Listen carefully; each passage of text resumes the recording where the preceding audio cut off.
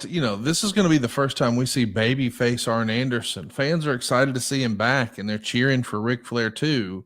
It is interesting to think if Tully were there, they would have been like a babyface horseman. But now Arn is sort of looking around. Hey, what do I do now? And the solution is the television title. He wins the TV title from the Great Muta.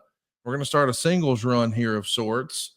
And I think when people think about the television championship, they think about Tully Blanchard and Lord Steven Regal and maybe Arn Anderson above everyone else. Why do you think he was the prototype and such a great television champion? Because he could work. He knew his role. He could work in the greatest of ways. He had great tutors over the years. He listened. He's smart enough to listen. And goddamn, the guys in Alabama knew wrestling. They knew wrestling. They taught good wrestling. They promoted good wrestling. Then it comes to Watts, and we know what that whole scenario was like. I think he might have been a bigger star quicker if he'd stayed in Mid-South. That's neither here nor there. Then he goes to Crockett, and there were a lot of guys in Crockett that helped other talents, including Dusty, obviously. And then he goes off to New York. They put him with Heenan. I knew that at that time when they put him with Heenan, that was the magic wand. That was the formula. That's where you click the switch. They were just great. So he learned a lot there. Pat Patterson was there. Pat Patterson and Ray Stevens became legends in tag team wrestling, and deservedly so. So he has so many mentors over the years. It helped make him one of the great tag team wrestlers ever. And I think, as I always said this, maybe one of the most underrated singles wrestlers I ever worked with. They're just incredible. The performers of this era. I mean, when we rattle off names like Great Muta and Arn Anderson, it's like, oh yeah, that actually happened. Arn becomes synonymous with the TV title, and of course, now we're going to have the Sting era of WCW come 1990, and there's a pretty badass angle that happens where Flair and the Andersons kick Sting out of the Horsemen at Clash of the Champions in Corpus Christi in February of 1990. This is classic great stuff, and one of the many, many times that Ric Flair would betray Sting. But Arn, man, he's right in the middle of all that.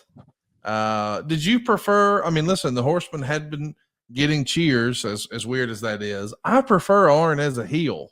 Do you have a preference? Do you prefer Arn as a heel or a babyface? Heel. Yeah, I'm with you, Connie. But you got to go with what the audience wants. If the audience is cheering him on a regular basis and the cheers are significant, you can hear them you can hear them at home on TV. The cast is made, so you kind of got to go that way. And it's conflicting when you got character baby faces like Rick was in that era, and Arn, with a heel like Ole or or Luger or whoever it was. The best group that I saw, the Horsemen, included Barry Windham, and that became magic. So anyway, yeah, I like Arn as a heel. I think he's got the body type, facial expressions, the approach, his game plan. He's a ground and pound, solid son of a bitch, and he was so good that he could tag with anybody, Connie. He could tag with anybody and be really, really good because he understood the process. He understood what formula works for him, and so he mastered it. But you go back and look at all those tutors, and you think, God damn, I never looked at it that way. This son of a bitch he's gone through, he's got a PhD, and he did. I absolutely love the Horsemen as heels, specifically Arn when he would sort of be serious about things in those big old school group promos, and he could be serious about things for a minute. We're also going to see him recapture some tag team gold, but this time After Hurd fires Ric Flair, boy, what a thorn in Arn Anderson's side was Jim Hurd. I mean, cutting his money, rescinding the offer to Tully Blanchard, trying to change Ric Flair, running Ric Flair out of town. And now somehow, some way, Arn finds himself becoming a tag team champion with Larry Zbyszko. They have some fun. Of course, they're going to join the Dangerous Alliance. I mean, when you really think about it, in the history of WCW, sort of pre-NWO, Arn Anderson's the forefront. He's the secret sauce of these factions, whether it's the Dangerous Alliance or the Four Horsemen. What'd you think of the tag team with Larry Zbyszko, though? Did a nice job. It motivated Larry. Larry always had great instincts. Some said he was a little lazy at times. I thought Larry would be a great TV broadcaster if he could work with somebody that understood it more and could teach him, could tutor him. He had a good aptitude for the business. And as far as the Dangerous Alliance is concerned, I love those guys.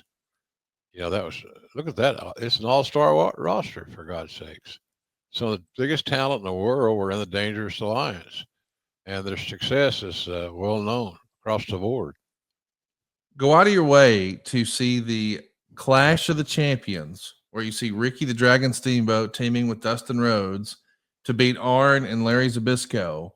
At the time, Dave Meltzer called it one of the best U.S. matches of 1991.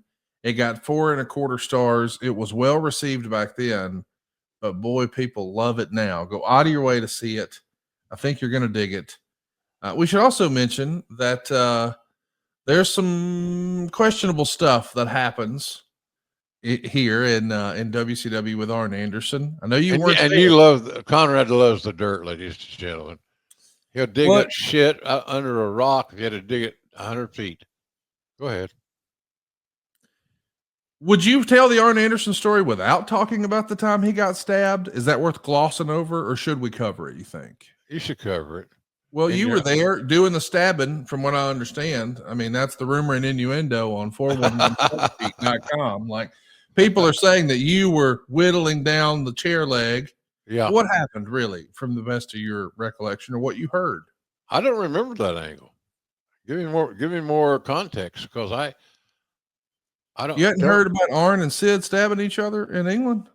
Oh, that, yeah. I didn't know Sid. You didn't mention Sid at the beginning. Well, it was just stupid. And I think, who did the stab? Did the Sid stab Arn? That's what you said. They stabbed each other. Yeah. Yeah. What were they using? Pencils? The edge of a chair. I think it was a chair. Gillette blue blades? And scissors. Yeah. Well, they're lucky nobody got hurt. Seriously. But Arn probably just heard the wrong things from Sid. Sid could be very outspoken because he had that stature. He looked amazing. And when you're 6'8" or 6'9", you feel like, you're the king of the jungle. And Arn wasn't going to be pushed around. It was unfortunate, to say the least. And like I said, we're just lucky. God, we don't have to sit around anymore. God bless him. But they were lucky nobody got seriously hurt. And it sounded like Granny here. It's a wonder somebody did get an eye poked out, something like that. And thank God that didn't happen.